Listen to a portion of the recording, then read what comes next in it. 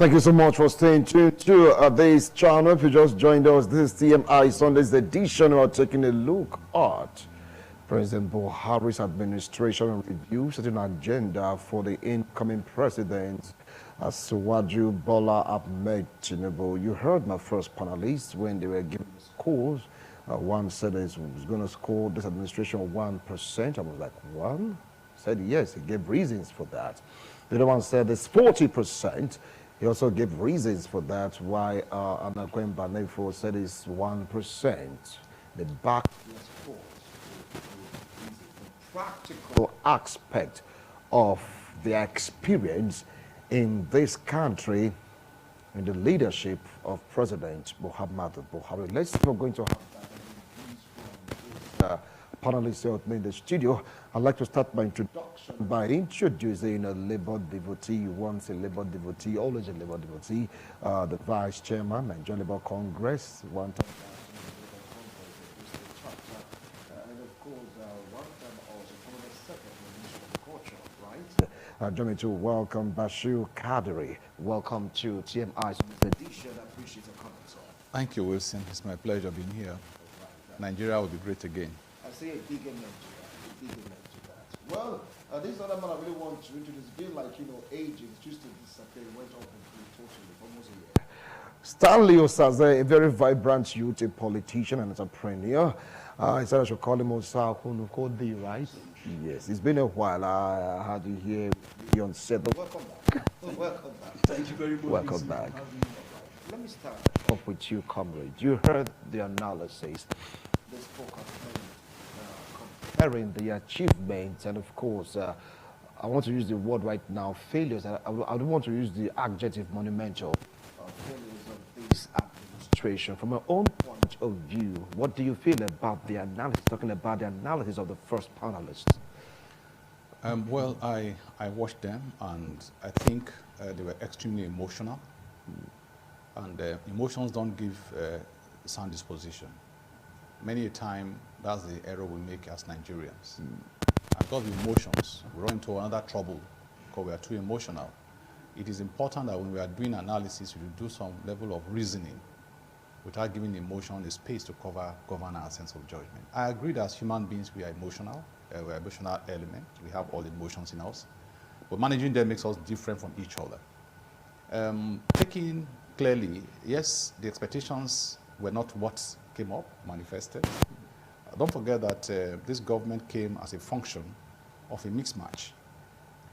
Different people came together with different ideological background, with different agenda, and they came together and they formed a party then called AC, and then APC, AC and then APC. These parties, they were different parties that came together. So you can also expect that there will be this kind of chaotic tendencies where leadership is not going to be coherent. Okay. Each of these people that came into play, some of them were PDP, some of them were AD, some of them were, and they still have their godfathers that were still hanging at the rear. No matter how you try, you cannot throw that away. And that is why it is important that when you are looking at government, it should be government with an ideological drive, with a standard ideological drive, where they understand what they are collectively doing. But once you have a government that you have a mismatch, that government came as a function of discomfort, condemnation, a function of, oh, this government was not good, and so we need another government. And this government came because they needed to take power. And so there were a lot of people that came together were not together in terms of spirit and in terms of agenda. They had different agenda, and that played out in what we just saw. So even if you have a government, and the government has the challenge like this man has, you may have similar experience. All you need to do is that as a leader, you should know who to pick for what. You can't be everywhere, certainly, yes, but you should know who to pick for what. And that who to pick for means that you know the person's pedigree, you know his history, you know his antecedent. That's why for me, if I want to pick you, if I want to elect you, I must know your antecedent. I should have an idea of who you are. But this government came, those he appointed as ministers, he didn't even know who they are. They were only suggested or brought on by some people. And so it became crisis for him to drive.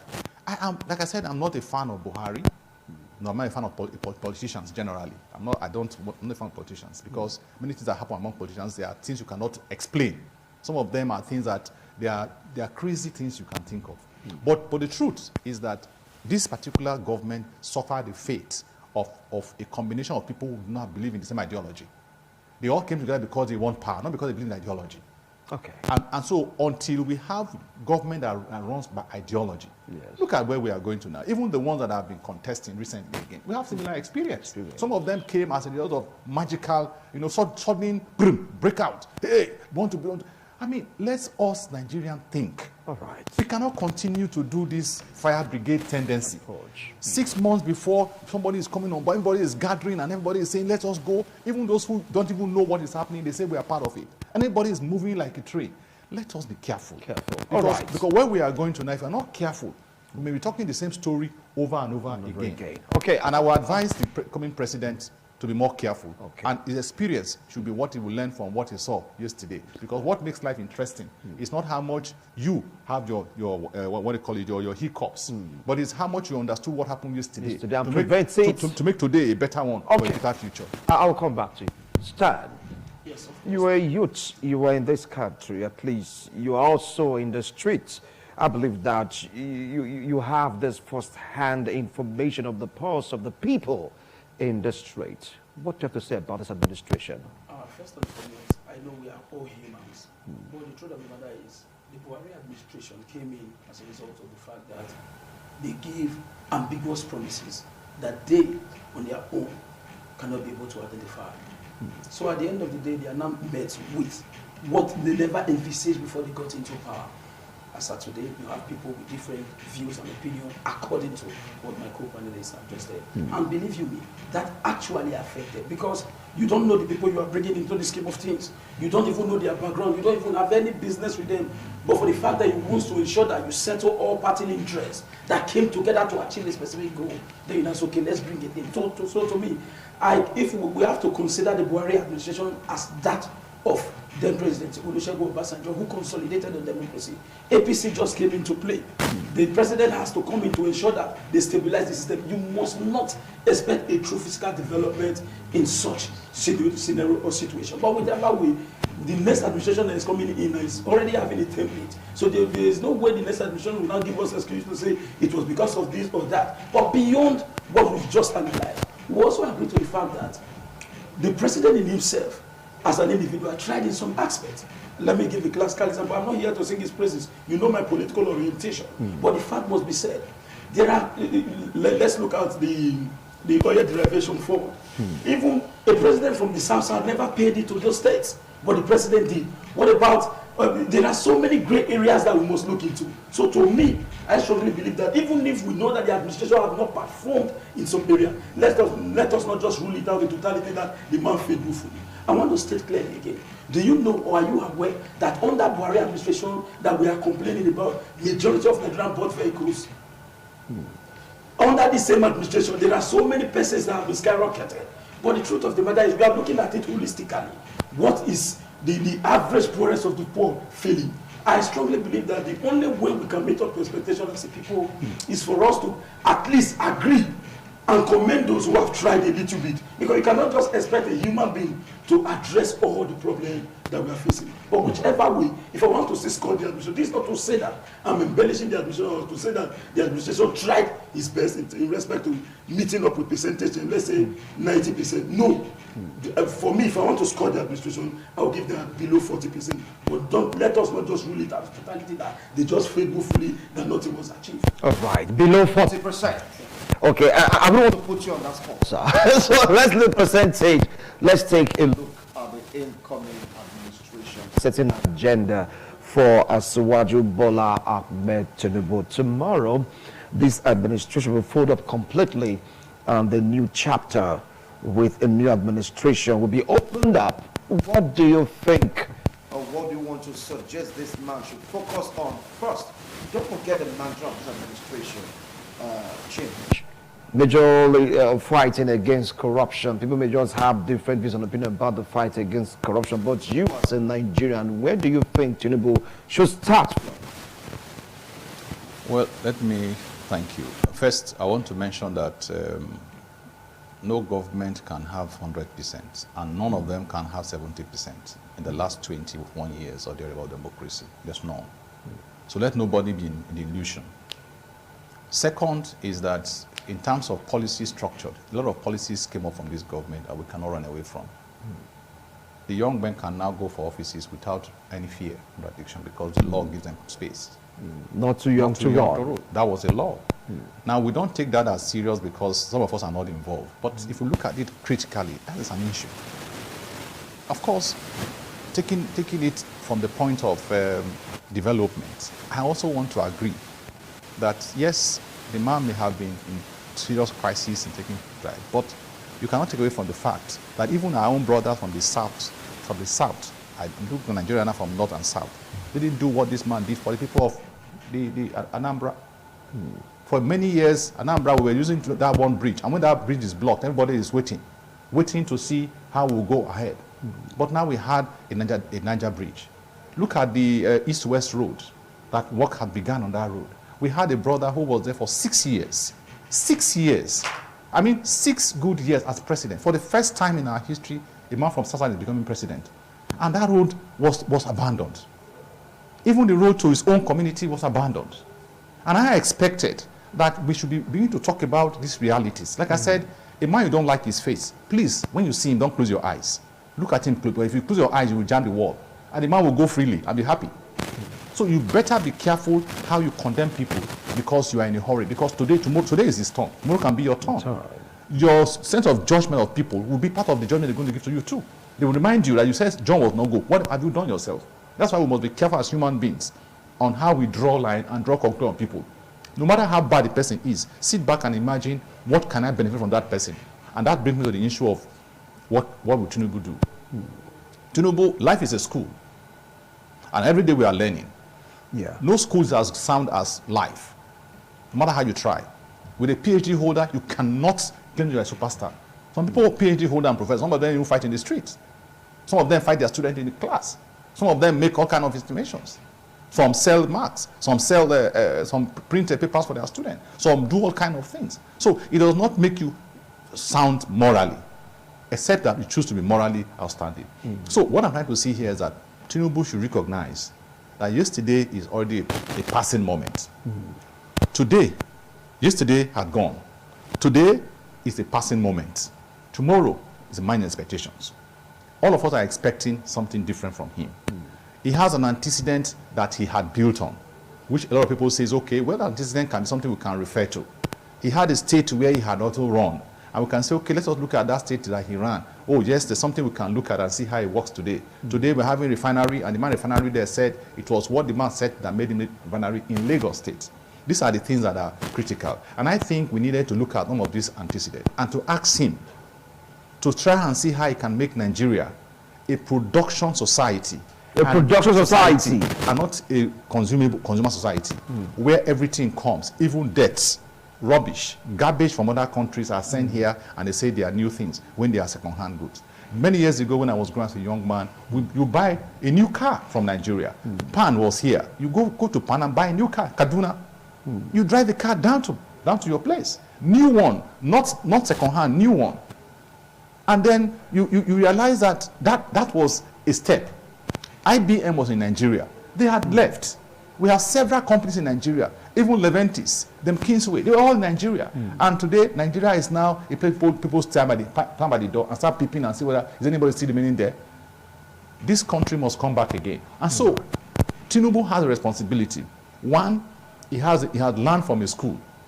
If that school was not part of his organization, I can say, okay, he didn't learn because he didn't like that phase. But now, he has learned from his own organization. Whatever the pitfalls were in the Buhari administration should be part of his material, his game, his research material to change the narrative. Then the second is that he must understand that what a leader is not how much a leader runs around the place. It's how much a leader knows who is worthy of managing what. And he should put his eye on the ball round the clock. I do not allow people to run the ball, but he should run the ball himself. All right. Because at the end of the day, they will point fingers at him and say, what did you do? As a president. As a president. My last take is that his politics should not go into development. His politics should remain in politics. Let him remove politics from governance. Okay. If he can remove politics from governance, then he will have a clear picture of running his government. All right. But the day you allow politics to mix up with governance, there'll be crisis. And that's exactly what is happening in several states of the country. Okay. You heard him mention 3 points. Production. Remove politics from governance. And of course, what's the second one again you gave? Talking about getting the youths involved of that nature. The experience of Buhari. Buhari, she's at the stepping stone of material. Over now to you, Stan. Yes, of course. To me, I strongly believe that the Tinubu administration should concentrate more on the economy. The economy is a very critical thing that we must look into. While it's concentrating on the economy, it must also ensure security. And for us to quickly counter the problem of insecurity in this nation, you must stabilize your economy.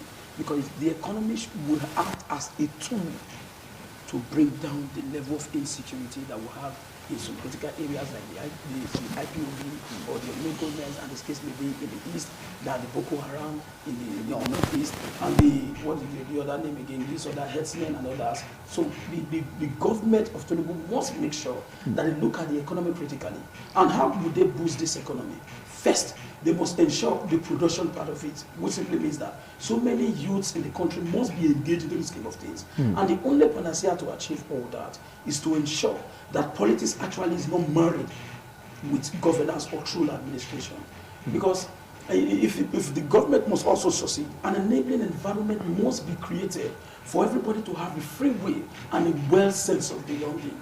Now, the government again must understand the fact that even if people are not coming out to say there is already an internal rancor within citizenries of this country, most especially those who felt that they were shortchanged in the electoral process, as the case may be. So the Tinubu administration must also recognize the fact that there is need for proper reconciliation and bringing everybody to board. Because the truth of the matter is very simple. If you rule in a divided environment, there's every tendency that the administration will hit a brick wall. And if that happens, believe you me, it's going to record failure first, bringing everybody together. And the government must also understand that the president of the country must see himself as a Nigerian and not just a Yoruba man or Igbo man or an Hausa man. There must be this Nigerian factor that will give everybody, if the president acts in a way and manner that is projected to the entire country, that he wants everybody to be seen as equal, trust me, you have positive development, because people will have the sense of belonging. They will want to go into activity to ensure that in the whole environment created, they have been able to superimpose their own ideology. So to me, if Tinubu must succeed, those things must be critical in his agenda. All right. And again, youth of this country must also understand the fact that we must engage ourselves in productive things. We must separate ourselves from the idea of want to get rich quickly. Because an administration might have good intention, but those with negative intention as a youth might end up spoiling it. So we must be ready to see if the government is doing what is right. The youth must be ready to take an advantage of the democratic infrastructure to ensure development, because there is no way a country can develop without bringing the youth into the scheme of things. So the whole of us must play a role. Both the dependent population, the elderly and the youth must come together, because the only way Nigeria can succeed is through unity. And if the Tinubu administration fail to create reconciliation first, believe you me, the resultant will not be efficacious, and that will affect us in this small way. All right, now you've heard from both of them talking about unifying the country, because we have so many aggrieved Nigerians. Don't forget that cases are still in court. And the other question I'd like to ask is, can you really remove governance from politics? That'll be the question I will ask you after this break. Don't go away. We'll be right back. This is TMI Sunday's edition.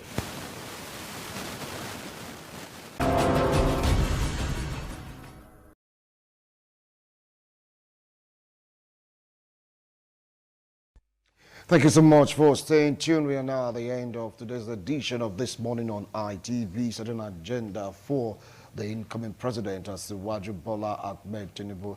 Now, you talked about the pitfalls in Buhari's administration that the incoming administration uses as a raw material to excel. At first it was, I am for everybody and I'm from nobody. All of a sudden it turned to, you don't expect me to do for 5% for what I'll do for like 80%. That is the politics right now in government. Now, how do you think Tinubu can really overcome this? Because after all, believe it or not, there were some states he performed credibly, while to some others, he never got their support. Separating governance from politics, how do you think he's going to overcome this hurdle? Now, I will tell you this, my dear. In Lagos, where Tinubu operated, he was the first in this democracy in Lagos. He was able to bring in all tribes. Don't forget that in Lagos, it's one of the few states, I don't know if there's any other one, where you have somebody from the East as a parliamentarian. I don't know whether you have any other one in this country, but I know that Lagos State, you have somebody from the East parliamentarian. So I don't know which state will allow a non-indigene to come into parliament and form a member of the parliament. I have not seen, apart from Lagos. Now, Lagos is a conglomerate of different people from different parts of the world, whether Nigerians or non-Nigerians. And so much has been going on in Lagos. So, for me, if Lagos can work, I know Lagos many years ago, and I know what it became after that era. I know what is still growing today. And don't forget what Lagos became during the election. No, I will give you a picture, my dear. Okay. I will give you a picture. You see, because no matter how you try, you can't draw people's emotion and keep it under the carpet. It must come up. Emotions were ranging, and everywhere in Lagos was ranging in recent times. But that's what Lagos was. That's what it was. Don't forget that, like I said, people in Lagos, they live in, some people don't want to come home again. Some want to be in Lagos. When you say go home, it's as if you are pursuing them from their home. To them, Lagos is their home. A lot of them made so much money in Lagos, and they are doing better in Lagos. Going home is like going to put them like outcasts. A lot of these people cannot stay anywhere other than Lagos. That is the truth of the matter. All right. And I know of somebody who told me that he preferred to be in Lagos than even because he's a madman, let him be there than stay anywhere. That Lagos is the cheapest place to live in. So how do you separate I was laughing. So politics and governance? Now, yes, fine. The issue of politics and governance. You see, governance is after politics, there's government. And when there's government, that's what I was saying today, government is an all-inclusive drive, where everybody is important, where everybody is a common denominator, where everybody's interest is taken consideration of, not whether you are religion, or you are Hausa, Igbo, or Yoruba, not whether you are Christian, Muslim, or ATR. No. Once government is in place, it becomes everybody's government. So governance becomes purely administration that will not recognize emotions nor sentiment, but look at the reasons why I came on board. I am a unifier, okay? I am a progressive. I'm the one people are looking up to. Like they said, leader is the one who knows the way, goes the way, and lead the way.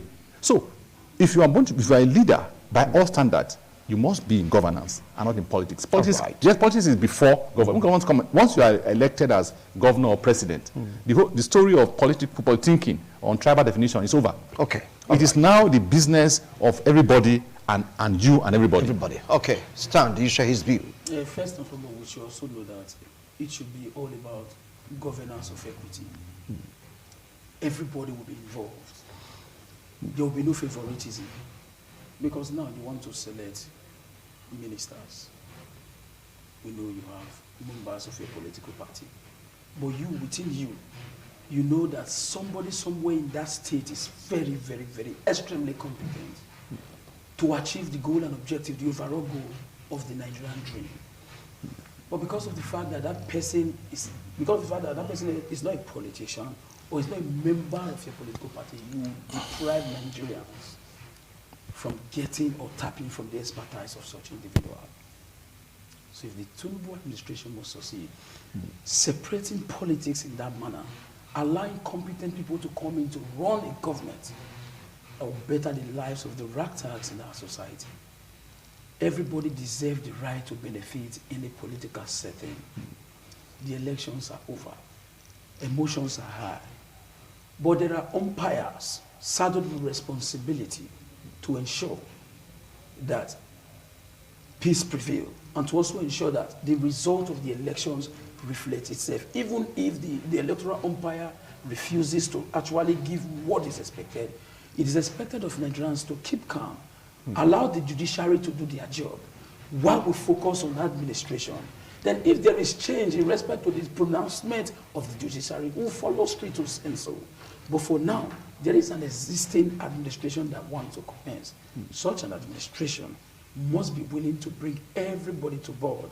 Competency should be the basis of deciding who gets what at a particular time, and not on the basis of favoritism. And if we toe in that line, trust me, the Tinubu administration will succeed and Nigeria will become a better place. So separating politics is very, very paramount or sacrosanct in this context. All right, now some are saying that it's not possible to separate politics from governance after it was the politics that gave rise to the government and everybody wants a bite of the cake.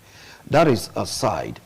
Another point of view raised by some persons that the president-elect should look into is the issue of power. Don't forget to mention our refineries. We have a refinery right now, Dangote refinery, thank God for that. But some are saying that might just be the beginning of the end of Nigerian refineries. Take it up from there, power and the refinery sector.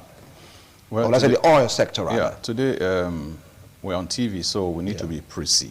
Yeah. I did mention earlier today that, one, the issue of governance and politics. Politicking is not governance. Yes, it should be means to govern, it's not governance. And the word governance simply means that after the entire theater, people now sit down for real business. Sometimes what you said in politics may not be what you're even manifesting in the seats. So for me, governance is about the reality. Whereas politics is sometimes some razzmatazz, like a film show, towards getting to the reality. Beautiful. So now what has happened here is that those who talk about governance, what we are saying is that, like I said today, my introduction, I said a leader is not a man who does everything himself. It's a man who knows who to pick for what and what assignment. Knowing that makes you a leader. For instance, it is possible that somebody is overseas doing fantastically well and is in Nigeria. Nothing says you can't bring him here. Just bring him and say, my friend, come. You have done this well in this country. Come and help us. What are we going to pay you for this period you are going to spend with us? And that becomes leadership, knowing who to pick. You see, one of the things I keep mentioning about Babangida is that when Babangida came on throne, he may have had his own terrible experience and all kind of vituperations and scandals that may have followed his government and all of that. But you can't take away from him that there are certain landmarks that he did that are still things you refer to. For instance, he said democracy must be driven by knowledge. And what did he do? He set up an institution, Center for Democratic Studies, CDS, led by Omar Mori as the DG. And that man, that organization sets the intellectual content required for democratic running. Today, after that experience, I'm not sure we have any experience of anybody sit down to say, let us structure. But despite that, Nigerians complained bitterly. I remember I was so little there. Hold on. I always see my late father complaining. And people will be like, come on, what is SAP? What is this? We are going through this and that. Hold on. Yes. Like I said today, I said, maybe you didn't follow my introduction on this discussion. Yes. I did mention, so in spite of all the theater that happened, in spite of all the bad stories about him, okay, all the condemnations, I said that earlier, yes, all the condemnations, yes. I give that as a premise. But you can't take away this fact from him. Okay. That he was the one who believed that driving democracy must be from point of knowledge. And that was why he set up Center for Democratic Studies. And that Center for Democratic Studies was managed by a professor of political science, Professor Momori. Of course, you all know him. Yeah. And now he drove that process. We now had a material called manifesto for the parties. We have party secretariat not owned by individuals, but owned by government. So that you cannot come and say, because I'm the one who gave you this property, I gave you this house to stay, therefore I influence what you are doing. It didn't happen. All right. You had two secretariats in every local government, 774 wards, we have secretariats. Or everywhere you go, you will find NROC and SDB secretariat in this structure. Today, they are still there. Some are still there today. Because of the brainchild of someone. So for him, yes, it was to be driven from ideological bearing. That was why he said that we cannot be having all kind of multiple or political parties. Let's have it to the right, it to the left, which means that you must have a Republican and a Democratic. Okay. So you had that structure. Now, That you can't take away from him. He also had a center called Center for Management Studies, led by Professor Akerele of Uniben. And that one was also organized training and organized theoretical definitions of what you call pure management structure. So for me, those were things that somebody can take and build on. They may not be perfect, but can build on them because we're creating institutions. Today, what we did like in Nigeria is institutional arrangement. Our institutions are not strong; they are so weak that any small thing, the thing is collapsed. Okay. Now, what has happened in Nigeria too is that look at what happened in America recently. If America had no institutions that are strong, Trump will overrun America. You're right about that. And make America his own dynasty, All right. his own empire. Okay, I will come back to you, comrade. The issue of power and the oil sector vis-a-vis our refineries stand. Yes. The Tinubu administration must also ensure that power is stabilized, because one of the problems affecting our local economy is inefficiency in the power sector. There are so many businesses that people want to run. You find out that they start the business fine, but they leave the business again, because virtually all the resources generated within the business is spent on power generation, either through generator or whatever.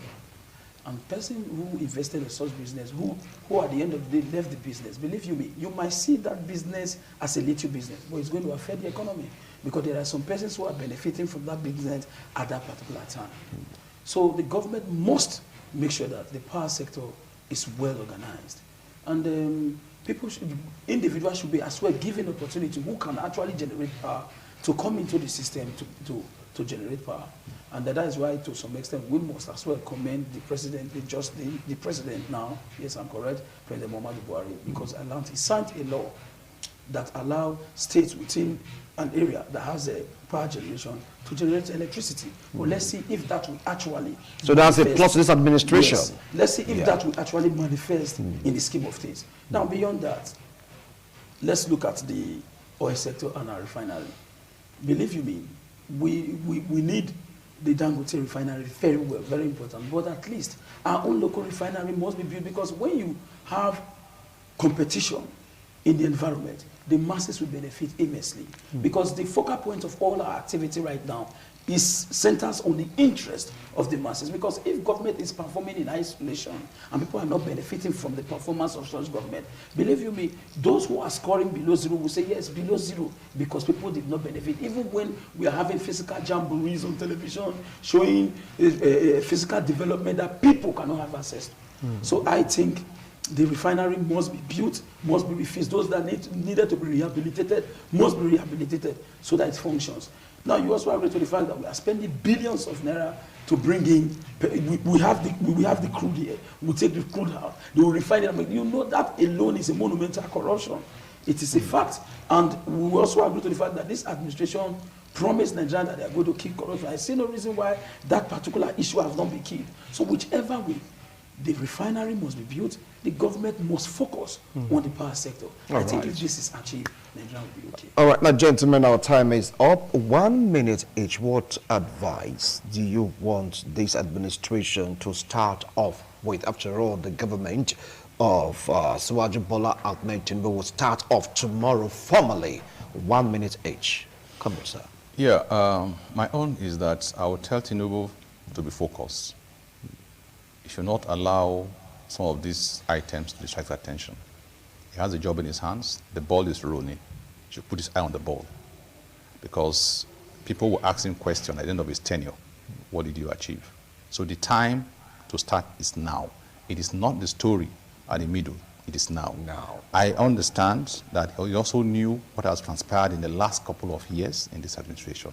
He was a party leader of the APC at the time in reference. So he's understood what happened, and I expect that he will deploy the experiences of the pitfalls of that administration to be part of his reservoir to make governance better. All right, thank you. The items that have made this government look sad and people discontented are the issues he should focus on. The issue of security, the issue of economics, the issue of integration, national integration.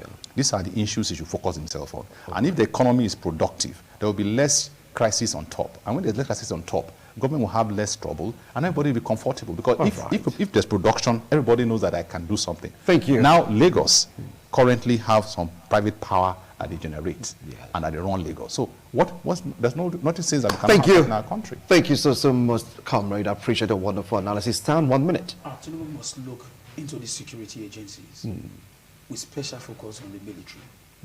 Because we're having insecurity in this country, and there's an experience I have. An army man was shot in a combat. As we speak, to be administered with drugs or other treatment. It's not, in fact, the army man is just like somebody that has been dumped. And this is a person fighting for your nation. So the Tinubu administration must look into the welfare of this security agent, including the police. Let their salary be reviewed. Because this is not easy for somebody to be taking bullets. The reason why we are on a studio like this discussing is because people are fighting. Because the interest of those who wants to take over this nation is to overrun the nation and make you and I slave. So that people are fighting. The welfare of the security agency, specifically the military, must be checked. Because what they are getting, believe you me, I, Osakunokode, will never make the mistake to advise any of my lineage, not just my son.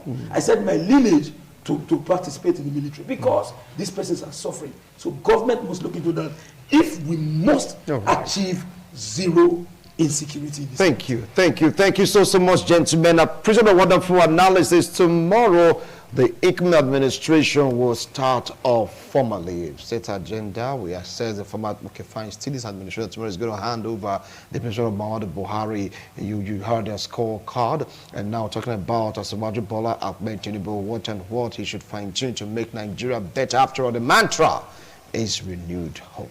Nigerians are hopeful. They're expectant. Once more, gentlemen, thank you so much for coming on today's show. I appreciate a wonderful analysis. Well, that's it. Join me to say God bless Nigeria. Oh, yeah. God bless Nigeria. God bless Nigeria. Yeah, you survived. Yes, God bless Nigeria. Tomorrow is a new chapter. We all survived it. Yeah. See you some other time. God willing. Bye for now.